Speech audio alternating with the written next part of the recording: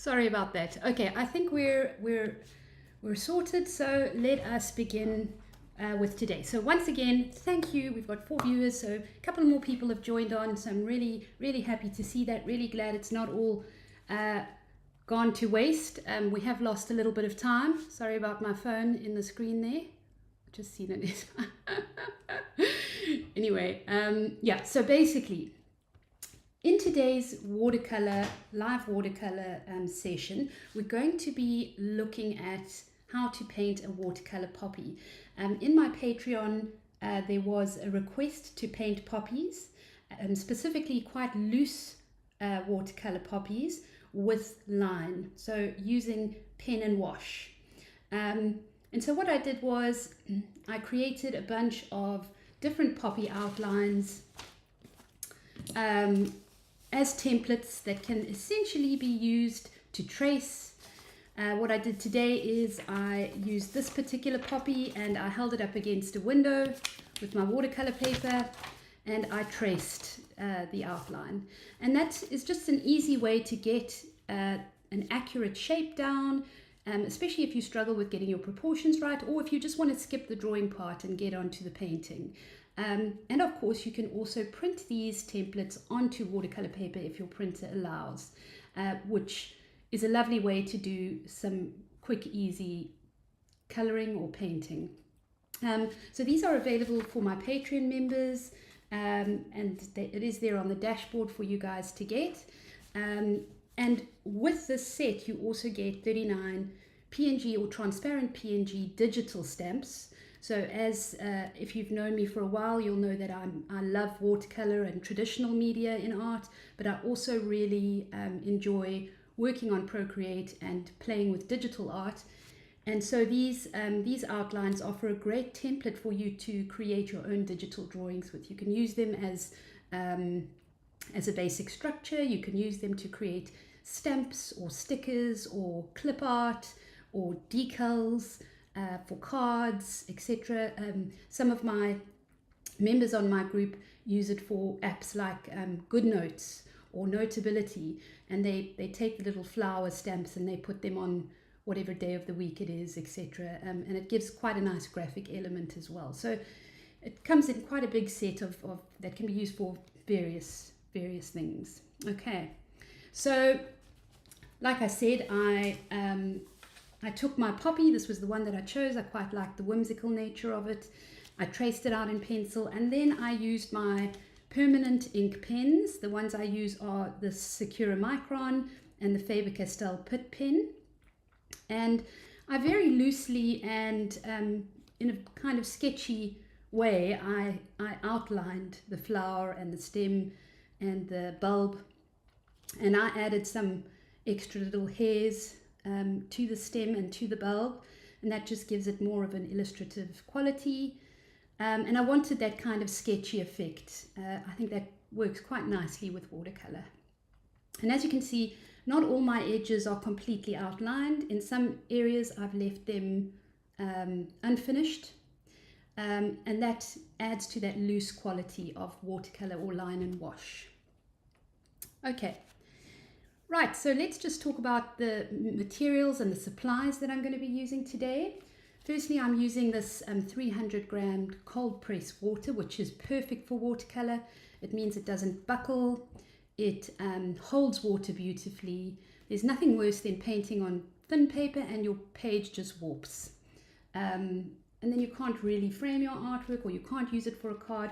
So I quite like this particular watercolor pad. This is the one that I got. And it's quite a substantial, it's got 30 sheets here, and I've done a few of my watercolors on this particular paper. And then I'm also using my Kuretake Gansai watercolor paints, which are lovely. I usually use Winsor & Newton, but recently I've been using these because they've got such a lovely vibrant pigment, and I find that you know, I just love the depth of the color here, and so especially for these poppies, the vibrant reds and greens will work really well. And then I'm using these 2 brushes. These are my Escoda brushes, which I just love because they seem to hold the the pigment for a long time without running out, which worked beautifully. Then, like I said, I've got my permanent marker pens. I might have mentioned this already, but these are permanent ink. So what that means is once I've outlined, I can paint watercolor over it without them bleeding, without them dirtying or muddying the color. If you've worked with felt tip pens, you will have maybe experienced that before. But if you draw with a felt tip pen and then you paint over it with watercolor, it's going to bleed, it's going to change your colors, etc. These stay nice and clean and crisp, and your lines stay clean, basically. Then I have a pot of water to wash my brushes, some paper towel. I've got a nice ceramic color palette. I like ceramic better than plastic because plastic eventually tends to stain with the pigment. Ceramic doesn't. It's very easy to clean, and also it's a lovely surface to mix your colors on. So that I'm very happy with. It was a good buy. Okay, so let's begin. This is how it's going to work today. If you were in my last live, you'll know I'll talk a little bit and then I'll get on to the painting. And what I'd like you to do is just follow along and paint along with me. There's going to be some silent times. You are welcome to ask me anything in the chat. And every now and then I'll have a peek and I'll reply to you. So feel free to drop any comments down. Also, I would love to find out where you're from. Last time we had such a range of different areas, and I thought 2 o'clock in London time seems a difficult time. It's the only real time I can do at the moment because my daughter is at school until 3. So I thought it's the sort of the latest in the day that I can do a live. I'm going to try a Friday night at some point. So let me know in the comments if you would be interested in a Friday night session at some point. Maybe like a paint and sip. Somebody actually asked me if I would do a paint and sip, and that actually might be really fun. Maybe you've done one before. Anyway, okay, so let's begin. I'm going to start off with my size 4 brush, and actually I think before I start I'm going to swatch out some colors. Now, swatching out colors is really, really important because it gives you a good idea of what colors work well with one another and what colors you're going to use in your final poppy. Because often your watercolor paints, when they dry, can look quite different to when you've painted them down. So it's a good idea to swatch out some colors. So you're going to pick some colors that you think might work beautifully and you're going to paint them on your page. So we're going to do that quickly. Okay, I'm going to go for I think I'm going to go for, let's see, what is that? Just a plain red. Let's see what this does. There's a lovely red. Oh, that's a lovely bright color. It's very, very poppy red, that.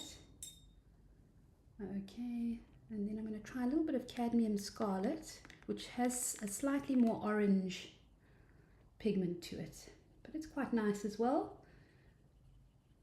Now, I actually think those two colors, I'm going to try and keep my palette quite minimal. And actually with watercolor, they say if you mix too many colors, you lose that unified effect in your final painting. So it's a good idea to try and keep the amount of colors you use quite minimal. And that's a lovely yellow, which I'll use very subtly on some of the petals.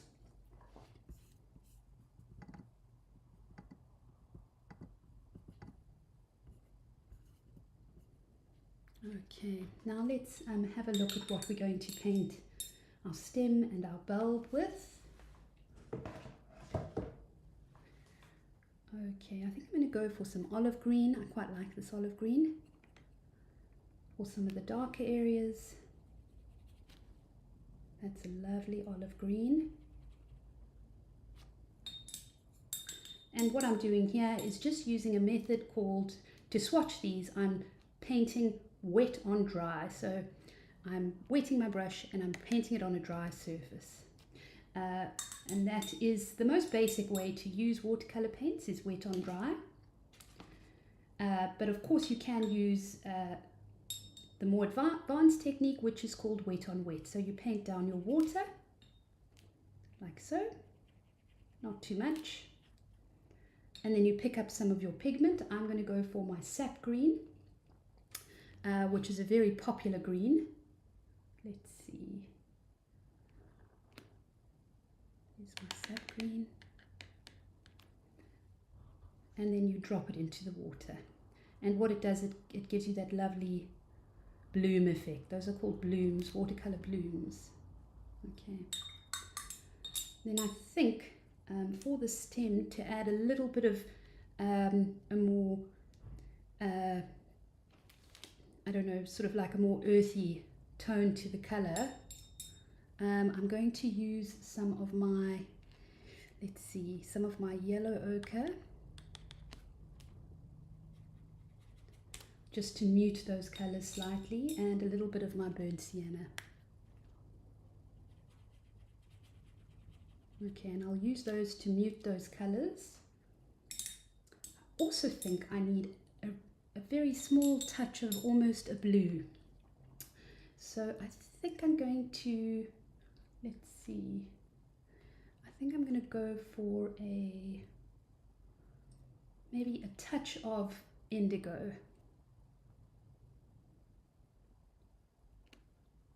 This is actually my indigo. That's very intense, but it might be quite nice for shadows.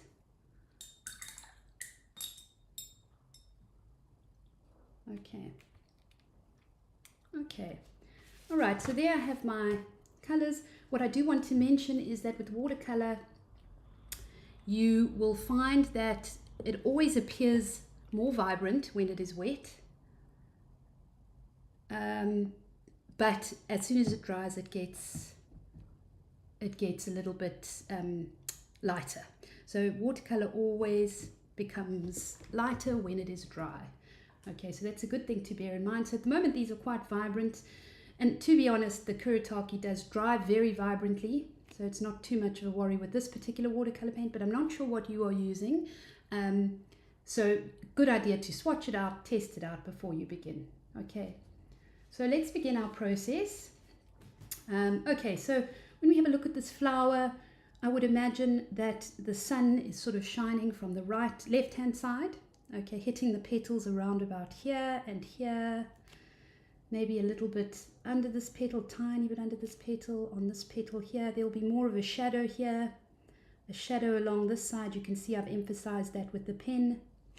And so I think we're going to add a little bit of shadow onto the petals, a little bit of darker red, and then build it up like that. So let's start with our first layer.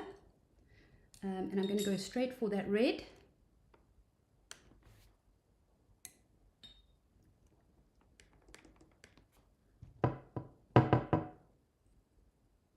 Start painting that out.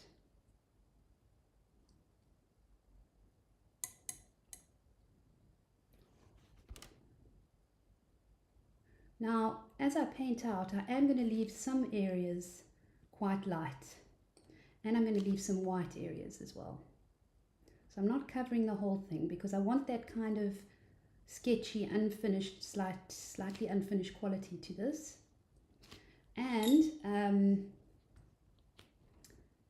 And you, by leaving some areas completely white, you create a more luminous effect with your watercolors, and that's quite beautiful on flowers and petals.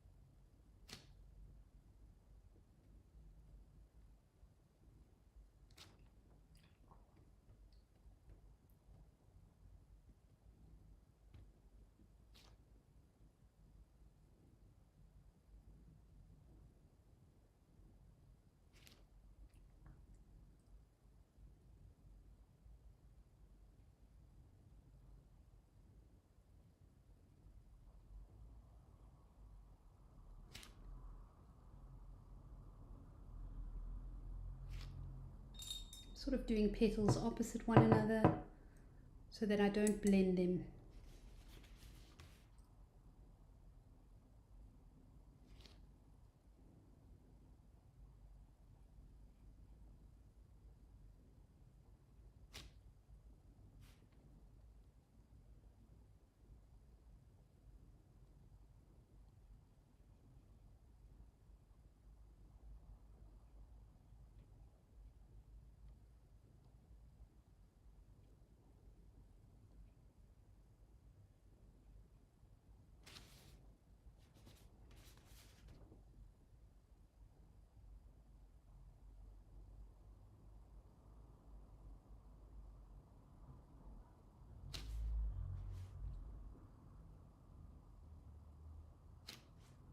And slowly just adding slightly more pigment as I go along, bleeding that pigment into where I feel the shadows should be on this poppy.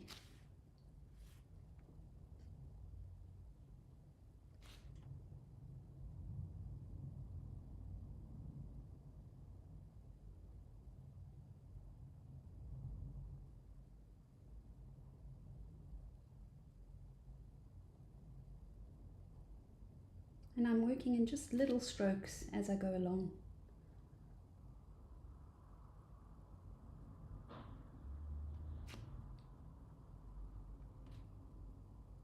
So again, while it's still wet, I'm just deepening the color, pushing that pigment along. This part of the process is incredibly therapeutic.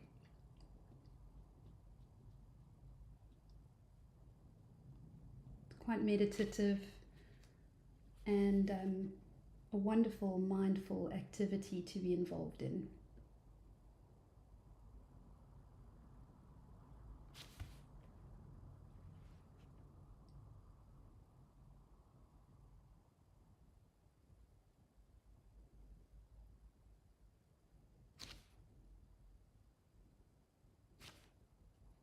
And very importantly, it's about not trying to be perfect.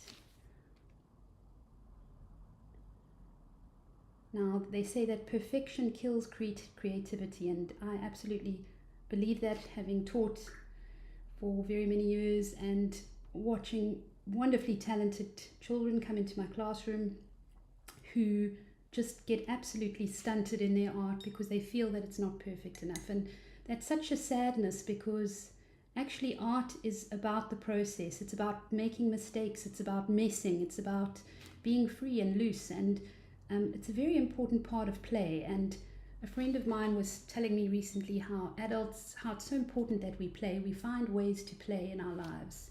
It's really important for our brains. And this is one way that we can do that, by just being free, not thinking about creating something perfect, but enjoying the process and playing.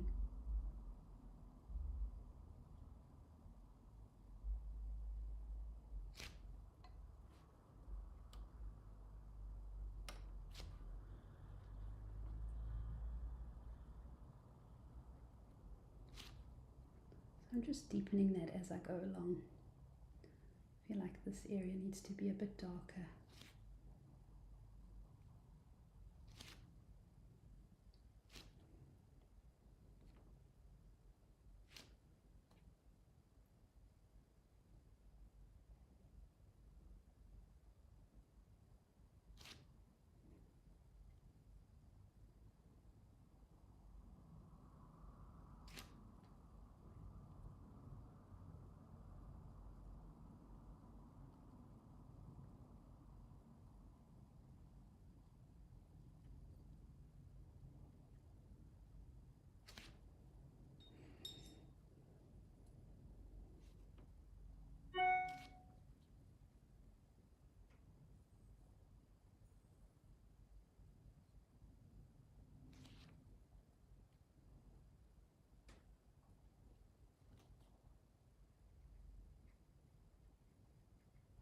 So another thing that you can do with watercolor, which is quite lovely, is you can use a technique called scrubbing, where if you feel that your edge of your watercolor is too hard, you can just use your slightly damp brush to and scrub the surface, and then it moves the paint around a little bit, which is quite a nice way to get rid of unwanted, very structured lines.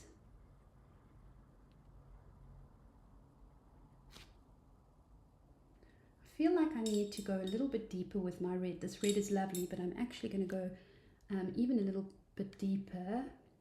Maybe actually I'm going to go for Carmine, a lovely Carmine red. It's got more of a pinky undertone, and it's slightly more intense. I'm going to just drop it in there.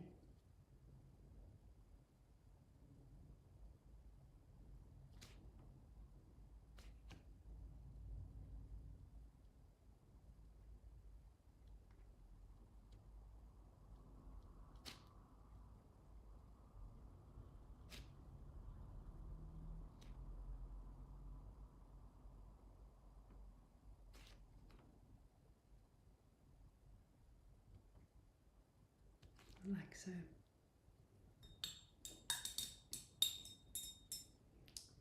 Okay, next I'm going to start with the stem. I'll come back to those petals, and I want to add a little bit of a yellow, just a touch of yellow to it later on. But for now I want to work on the stem. So let's go for our olive green. And we will start with just a touch of olive green on the one side, quite loosely, like so.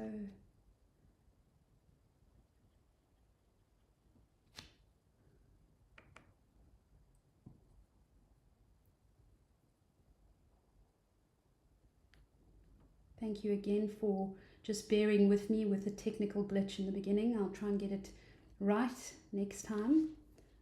Bit frustrating, but thank you for hanging on, and hope you all enjoying your painting process. Okay, and then I'm going to fill in these leaves very loosely, because we want to create quite a loose watercolor here.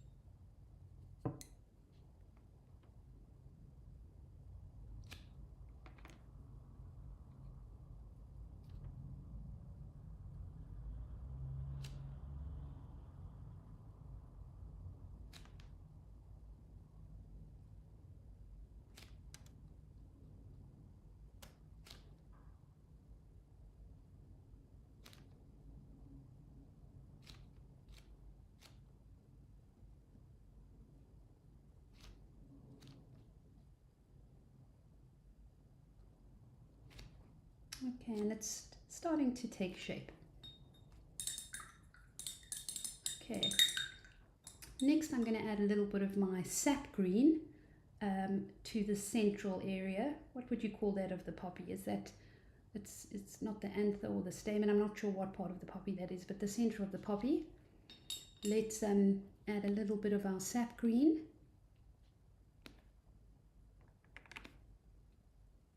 And I'm going to mix it a bit with my olive green.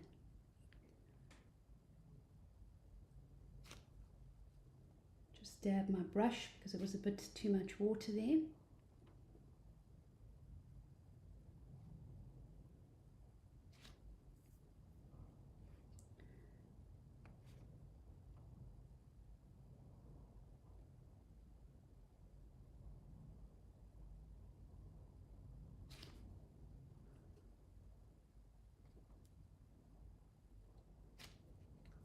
I just want to take off some of that green so that the black outline shines through quite clearly.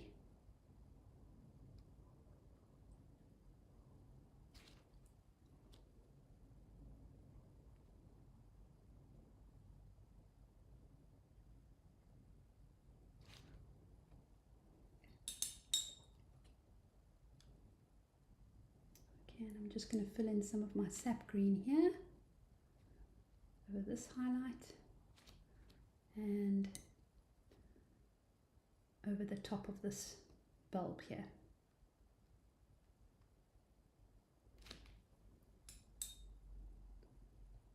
Okay, now let's go into this and just add a touch of yellow.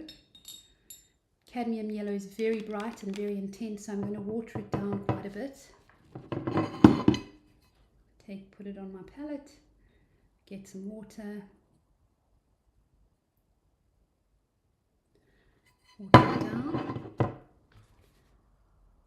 dab it a little bit, and then I'm going to just put a little bit over these edges of the flowers, and you can see it just enriches that color a little bit more.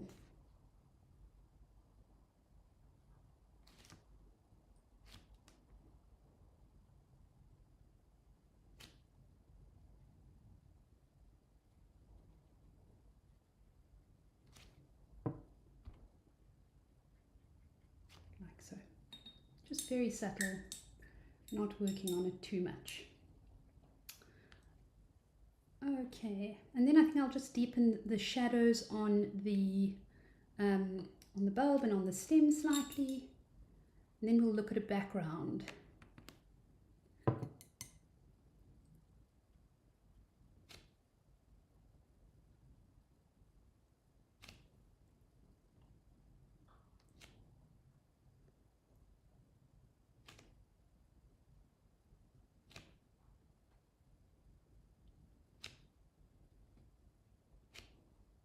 Okay, so there we have it, just a very simple loose poppy, line and wash. You can do a lot more with this, but that's the basic technique that you can use for any of the poppies in the template, or any of your own poppies that you draw. Having a look at the leaves and the petals, and where the light shines, where there are highlights, where there are shadows, and how to create a sense of luminous petals. And then for a background, I haven't thought really about what we should do for a background today, but I think let's create a kind of loose wash in the background. Sometimes what I like to do is take some of the green, water it down quite a lot, and then I'm going to just do some slight washes off the edges, give it the sense of a watercolor.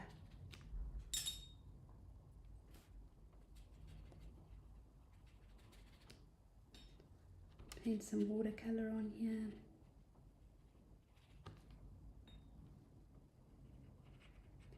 And then I think about creating more of a diagonal line in my composition for the background, which just makes the composition more interesting. So have a watercolor wash that sort of works along from the top left to the bottom right. Drop in some of this.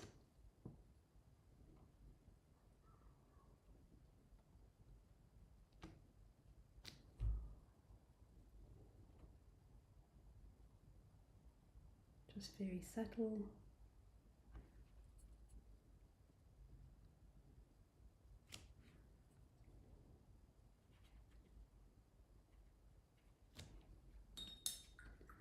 And then we'll go for, put some water down here, and let's go for some of this, to create a sense that the watercolor is bleeding off the edges. Also breaks that sense of perfection in your artwork.